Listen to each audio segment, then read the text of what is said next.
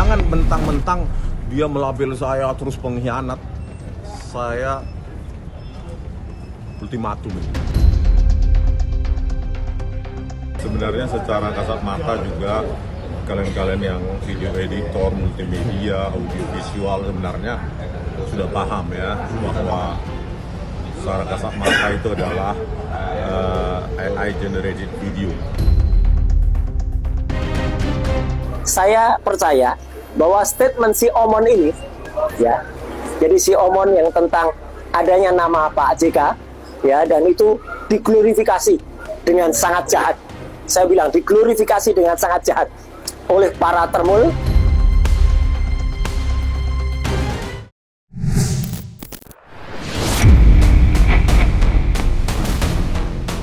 Mantan Wakil Presiden Yusuf Kala atau yang kerap disapa JK akhirnya mengambil langkah tegas dengan melaporkan Rismon Sianipar ke Bareskrim Polri.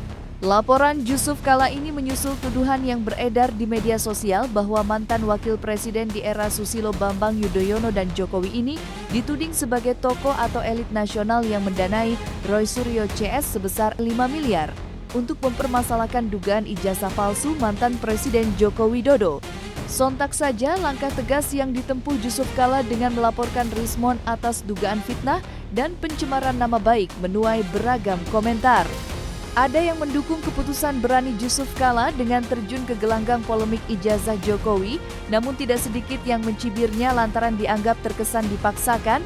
Suara yang mengkritik keras keputusan Yusuf Kala kebanyakan datang dari para relawan Jokowi. Menanggapi laporan Yusuf Kala ke Bareskrim Polri belum ini, Rismon akhirnya buka suara. Lantas seperti tanggapan Rismon atas laporan Yusuf Kala tersebut? Sebenarnya secara kasat mata juga kalian-kalian yang video editor, multimedia, audiovisual sebenarnya sudah paham ya bahwa secara kasat mata itu adalah AI generated video atau video sintesis berbasis AI, ya kan, karena di situ kan objek bergeraknya bukan hanya saya, tetapi ada jurnalis dari media mainstream, ya kan, yang itu juga baik pergerakan videonya, objeknya, jurnalis itu juga, terutama saya juga di situ kan ketidaksinkronan antara bentuk bibir, kecepatan bibir terhadap suara itu kan sudah menandakan sebenarnya bukti awal bahwa itu adalah video sintesis berbasis AI yang sekarang bahkan di website ataupun versi mobile ya, Android ataupun Apple itu banyak aplikasi-aplikasi gratis macam itu ya. Jadi di sini saya ingin menekankan bahwa ada ribuan sebenarnya video AI yang saya lihat, terutama di sebuah aplikasi itu yang menggunakan gambar saya, suara saya itu mirip saya, suara sintesis itu kan bisa dilatihkan di model AI, dilatihkan jadi seolah-olah mirip saya. Jadi apa yang saya tekankan di sini adalah bahwa saya itu korban rekayasa sintesis berbasis artificial intelligence. Jadi kalau saya dituntut untuk mengklarifikasi, sementara saya korban, di mana relevansinya? Kan? Sementara saya sendiri pun korban. Artinya yang bertanggung jawab mengklarifikasi kebenaran ataupun ketidakbenaran tersebut adalah mereka yang memproduksi, mengupload pertama kali dan seterusnya, bukan Rismon. Saya kira dalam 1 minggu ini dapat kok. Yang mungkin juga sudah dapat mungkin ya, menemukan siapa sih yang mengunggah pertama kali dan dia harus bertanggung jawab. Jadi bukan Rismon. Bahan mentahnya itu adalah video saya yang ini. Yang ini. Tanggal 11 Maret sebelum saya bertemu dengan Pak Joko Widodo di Solo. Ya, nah inilah dia. Inilah bahan mentahnya. Nah ini. Judulnya klarifikasi Rismon Sianipar terkait kajian ilmiah jasa Joko Widodo.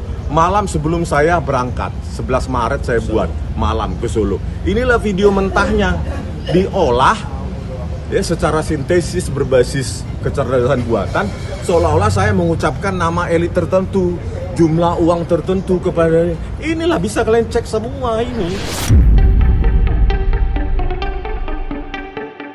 Meski Rismond sudah membantah jika video yang beredar luas di media sosial merupakan video hoax yang dibuat menggunakan kecerdasan buatan atau AI, nyatanya tidak dapat meredam panasnya isu ijazah Jokowi yang sampai kini masih menjadi polemik. Lebih dari itu, laporan Jusuf Kalla tetap melenggang dan hanya ingin mendapat kepastian hukum dari penyidik Bareskrim Polri. Dari berbagai bantahannya, satu statement Rismond yang cukup mendapat banyak sorotan ialah keenggannya untuk memberikan klarifikasi mengenai video yang terlanjur beredar luas di media sosial. Namun yang menarik, yang membuat Jusuf Kalla habis kesabarannya ialah masifnya video yang menyudutkan darinya dengan mengglorifikasi video tersebut seolah-olah informasi yang disampaikannya benar adanya. Kini bola panas ada di tangan penyidik Bareskrim Polri dan publik menunggu siapa sebenarnya di balik pembuatan video tersebut. Jadi mengenai video apa tadi itu AI itu ya, saya berharap para profesional ya di cyber crime, cyberspace, cyber crawling ya, di di Bareskrim pasti saya yakin dalam 1 minggu ini bahkan 1-2 hari ini sudah bisa menemukan, dan dia harus bertanggung jawab terhadap apa isi yang mereka bilang, konteksnya apa. Saya di sini korban kok diminta mengklarifikasi. Di mana itu kan logical fallacy. Ya, kesalahan berlogika.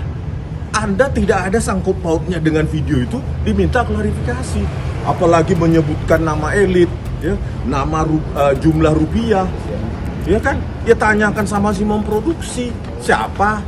Apakah Anda memproduksi inisiatif Anda atau yang menyuruh? Silakan kepolisian gitu loh. Jadi biarkan kepolisian yang bekerja secara profesional.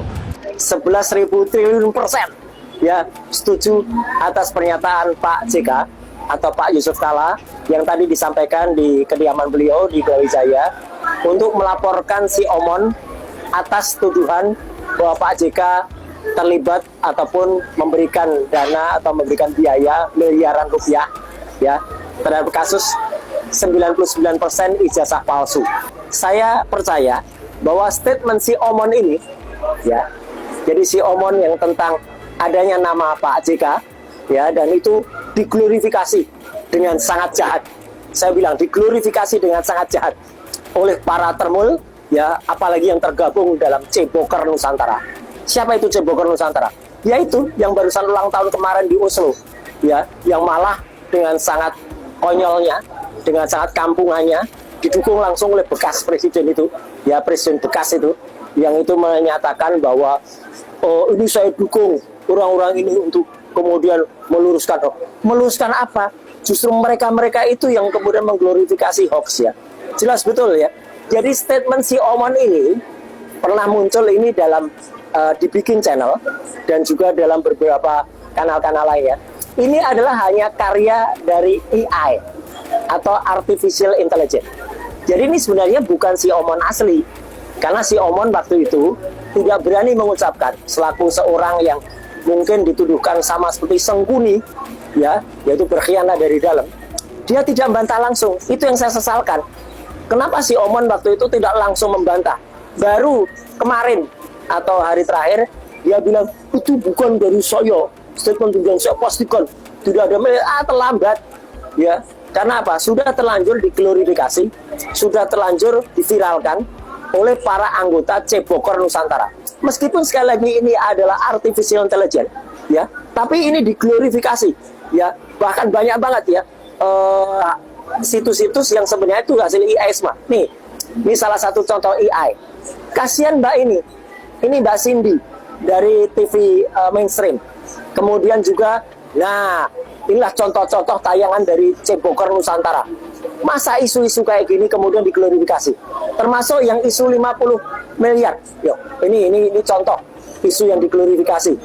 Kemudian ada juga, nah meskipun dia bilang mohon maaf, tapi ya ini Ceboker Nusantara sudah terlanjur membuat hal nih, mengungkap hal-hal yang menurut saya sangat tidak benar ya.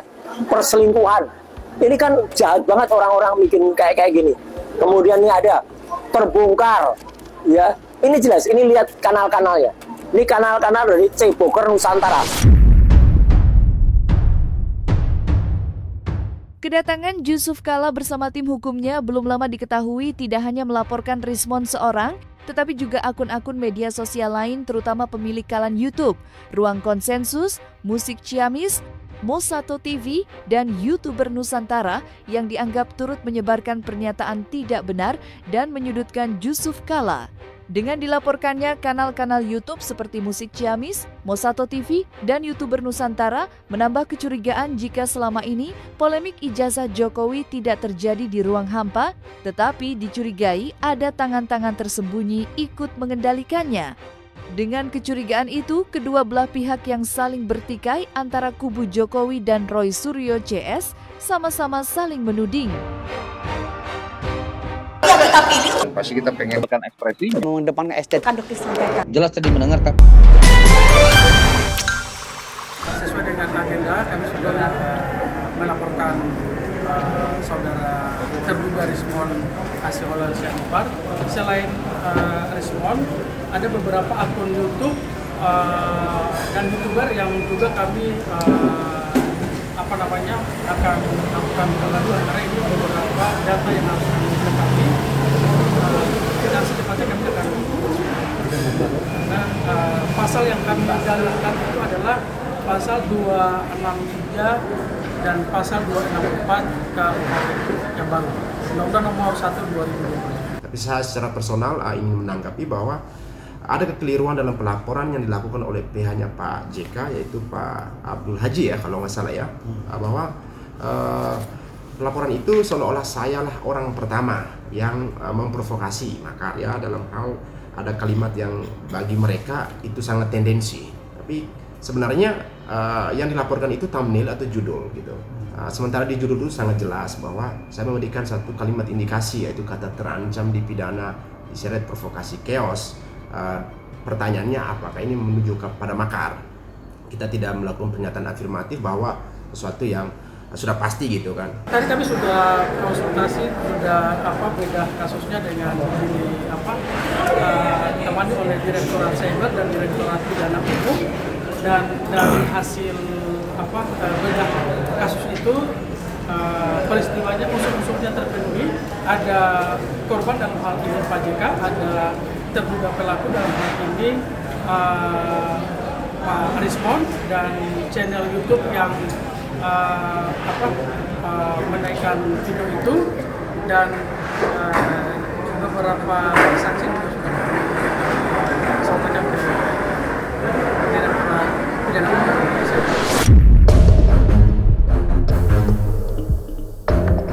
Keputusan Jusuf Kalla melaporkan Rismon Sianipar dan sejumlah akun media sosial lantaran dianggap sudah keterlaluan dengan menyebar fitnah dan pencemaran nama baik. Jusuf Kalla tentu saja tidak tinggal diam. Bersama tim hukumnya, laporan polisi pun dilayangkan. Dan saat disinggung mengenai polemik ijazah Jokowi, politikus senior Partai Golkar itu dengan enteng membantah semua tuduhan yang diarahkan padanya. Sebaliknya, ia menantang Jokowi untuk memperlihatkan ijazah yang selama ini menjadi polemik. Hanya dengan itu, permasalahan dapat selesai tanpa harus menguras energi dan membuat kegaduhan yang hanya membuat publik terbelah. Saya sampaikan bahwa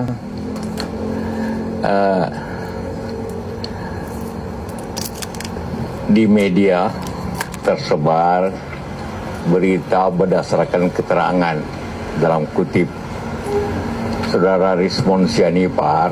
Bagi kami, ini telah merusak nama baik, ketenangan, martabat Pak JK. Padahal beliau sebagai tokoh bangsa, sebagai negarawan, mantan wakil presiden 2 periode. Pak Jusuf Kalla ini melaporkan harusnya akun. Karena sudah dibantah sama Rismon bahwa itu akun yang menyebutkan itu ternyata AI. Saya juga melihat AI tersebut, kalau misalkan itu AI ya, dari beberapa media sosial. Tapi ketika ini dilaporkan, apakah benar ini saudara Rismond yang berbicara seperti itu yang harus didalami. Akun ini harus diungkap, harus dikejar. Di sini berarti ada yang mencoba bermain di air keruh, dikarenakan adanya restoratif justice Rismond Sianipar. Di sisi lain, keputusan Jusuf Kalla melaporkan Rismond mendapat dukungan penuh dari Roy Suryo, aktor utama dalam mengungkap dugaan ijazah palsu Jokowi. Ya, pakar telematika itu juga mengungkap bagaimana relawan Jokowi ikut bersuara mengenai video yang menyudutkan Jusuf Kalla melalui kanal-kanal YouTube yang dikelolanya. Bagi Roy Suryo dan para koleganya, keputusan Jusuf Kalla melaporkan Rismond sudah tepat dan Rismond sudah terlambat memberikan bantahan. Di mata Roy Suryo CS, sosok Rismond merupakan pengkhianat yang menyimpang demi keuntungan pribadi usai merapat ke Jokowi dengan mengajukan restoratif justice, tidak mungkin mendapat pembelaan atas laporan yang dibuat Jusuf Kalla. Ibarat muncul satu kawan untuk menghadapi musuh bersama, begitulah Roy Suryo merangkul Jusuf Kalla dengan memberikan pujian atas langkah hukum yang dibuatnya baru-baru ini. Bagi Rismond sendiri, tidak ada yang lebih menyakitkan usai keputusannya merapat ke Jokowi selain mendapat cap pengkhianat. Satu kata yang tidak hanya membuat telinganya sakit, tetapi juga membuat amarahnya mendidih. Setelah diam cukup lama, Rismond memberi peringatan keras sekaligus terakhir pada kubu Roy Suryo untuk tidak menudingnya sebagai pengkhianat.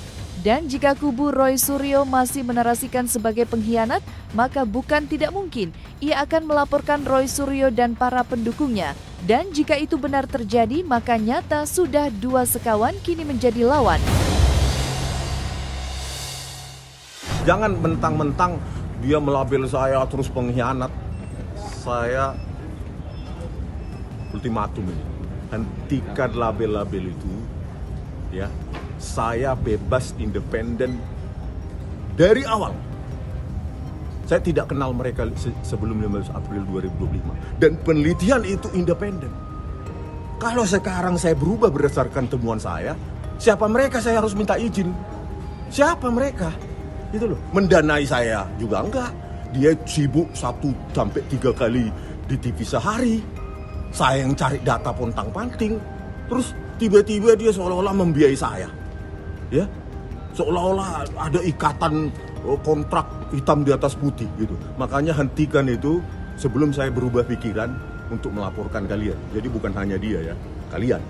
Itu maaf kata saya bilang itu bukan peneliti, itu politisi. Peneliti itu nggak gampang bilang A, nggak gampang juga membilang tiba-tiba 180 derajat tidak A. Artinya tahap penelitian itu sudah jelas, itu harus ada metodologi ilmiah yang memastikan dulu. Jangan sampai salahnya di sampling. Seandainya tadi salahnya di level analisis ya saya sih bisa saja salah. Tapi pertanyaannya kan bukan itu, dia salahnya di preparasi sampel.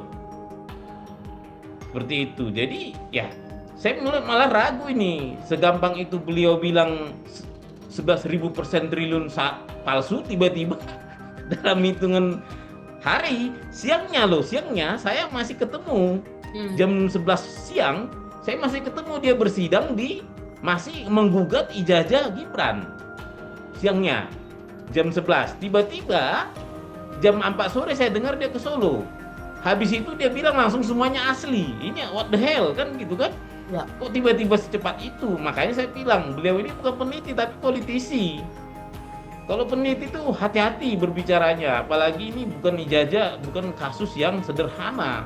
Ini sudah melibatkan ilmiah, melibatkan aspek politik, aspek hukum, aspek budaya, aspek sosial. Yang terakhir yang membuat banyak perpecahan di masyarakat. Terkait dengan mantan teman saya yang bernama inisial RHS ini ya, saya juga perlu sampaikan dan perlu betul-betul disclaimer maupun klarifikasi ya terkait dengan soal keilmuan ya.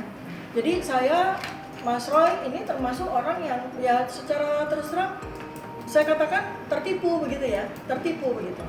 Karena yang bersangkutan ini menyatakan diri sebagai dokter lulusan Yamaguchi, bahkan menyertakan ya gelar lengkap ya itu di KTP, yang dimana KTP itu kami juga punya fotokopinya karena kami membuat surat kuasa hukum kepada para pihak itu pada waktu awal kasus laporan polisi ini bergulir. Kami bertiga itu punya tim pembela namanya PPK, tim pembela penegak keadilan. Itu prinsipalnya atau kliennya itu kami bertiga, RRT ya. Jadi saya juga sempat berkomunikasi dengan Dr. Tifa, jadi tidak asal klaim karena ada chat WA-nya. Beliau juga menyampaikan hal yang sama. Jadi artinya saya dan bersama-sama dengan Dr. Tifa mengaturkan selamat dan sukses ya. Semoga kuasa hukum kami yang baru ya, Troya ya. Baru ketika saya bersama Dr. Tifa ya gitu. Tetapi artinya kalau saya masih tetap bersama dengan teman-teman lain, para pejuang yang lain yang juga membela ya, itu kita bersama-sama juga tetap menegakkan dan challenge ijazah dari Jokowi yang 99,9% palsu.